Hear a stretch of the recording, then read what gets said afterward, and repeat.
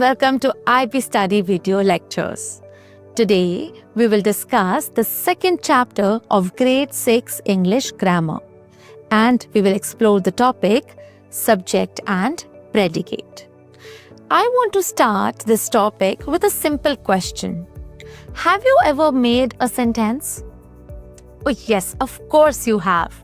Every time you say like, I like this ice cream. The dog is barking. I am playing football. All of these are called sentences.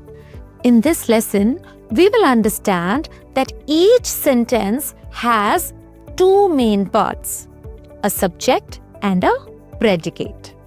A subject tells us what are we talking about in the sentence, and a predicate is the remaining part of the sentence. By the end of this lesson, you will be able to define the parts of sentence, subject and predicate. You will be able to discuss the subject and predicate in a sentence and identify the object in a sentence. By this time, you know that a group of words which makes a complete sense is called a sentence. Each sentence has two main parts, and they are a subject and a predicate. Let us understand with the following example what is a subject and a predicate. The students are doing experiments in the chemistry lab. Now this is a complete sentence and it is telling us what are the students doing. So in this sentence, can you guess who are we talking about? Are we talking about the chemistry lab or the students? Very good. We are talking about the students. That means the students is the subject in this sentence. Are doing experiments in the chemistry lab. First of all, this is the remaining part of the sentence.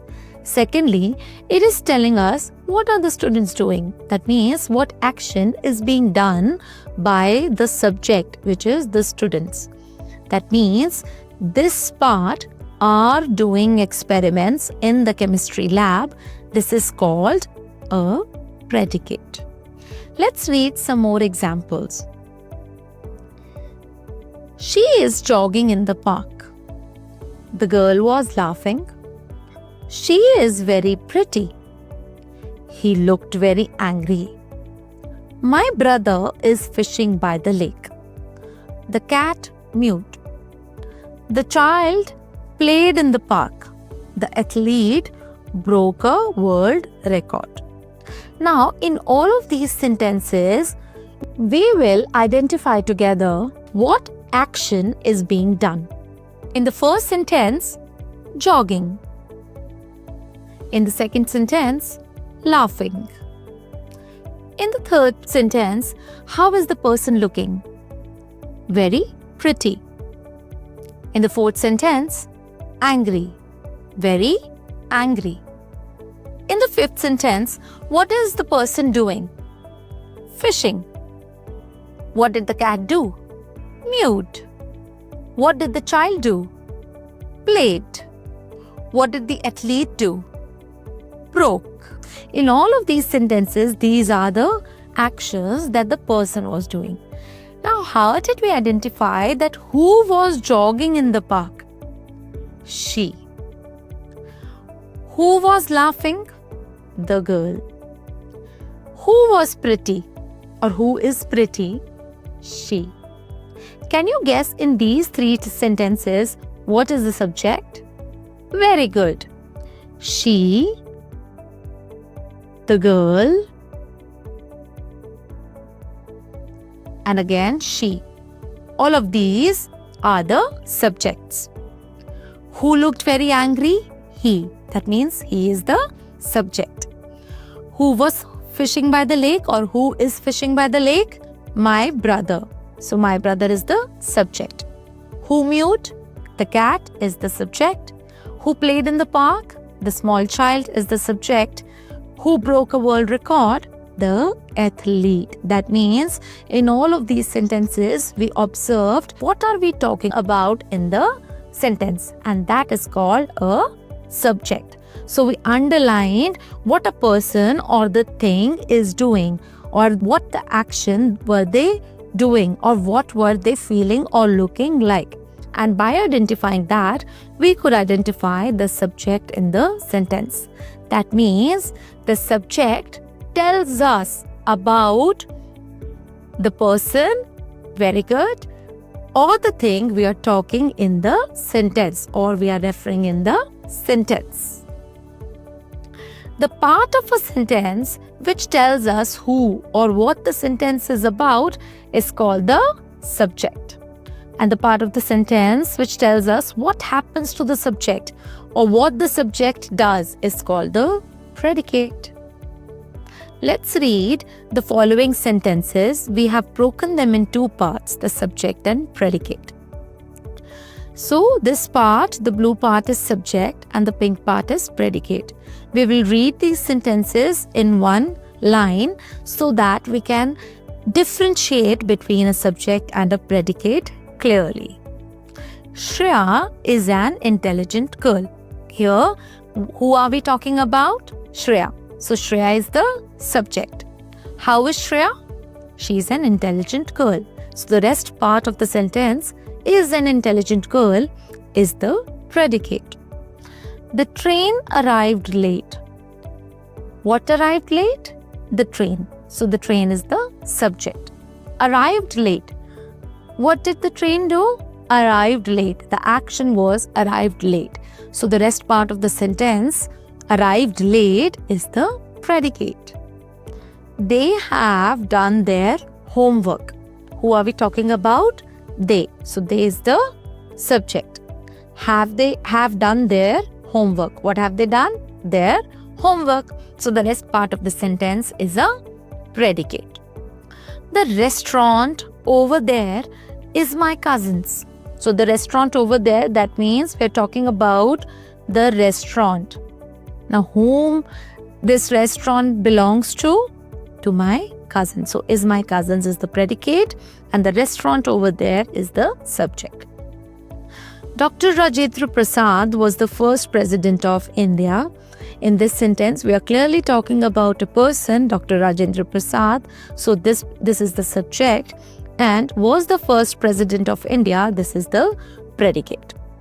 The subject usually comes first, but sometimes it is put after the predicate. For example, here comes the bus. Down went the trolley.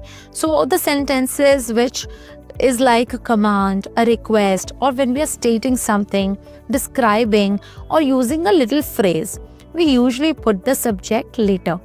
But usually the subject comes the first. It is very important to identify what we are talking about in the sentence. That means even the subject comes little later or comes early in the sentence, but if we know that we are referring to this particular thing, we would be able to identify the subject in no time. So here comes the bus. What is coming? The bus. So the bus is the subject, although it is in the later part of the sentence. Here comes, so comes is the predicate. Down went the trolley. Down went the trolley. What went down? The trolley. So we're talking about the trolley. That means the trolley is the subject and down went is the predicate. The subject is often not mentioned in commands like wash your hands, sit down, breathe slowly. So all of these might not have a subject because they are the generic statements. They are the generic commands. Even if these statements are not addressed to a specific person, they still have an implied subject, you. Now let us understand what is an object. An object is a thing to which something is done. That means in a sentence, it is sometimes a thing or a person on which a certain action is dependent on. For example, Shreya is eating an apple. In this sentence, an apple is the object. Now, what is being eaten by Shreya? An apple. So, it is dependent. The action is dependent on this object. That's why it's called an object in the sentence. Keshav wrote a letter. What did Keshav write? A letter. So, a letter is the object. She is repairing her phone. What is being repaired by her? Her phone. So, her phone is the object.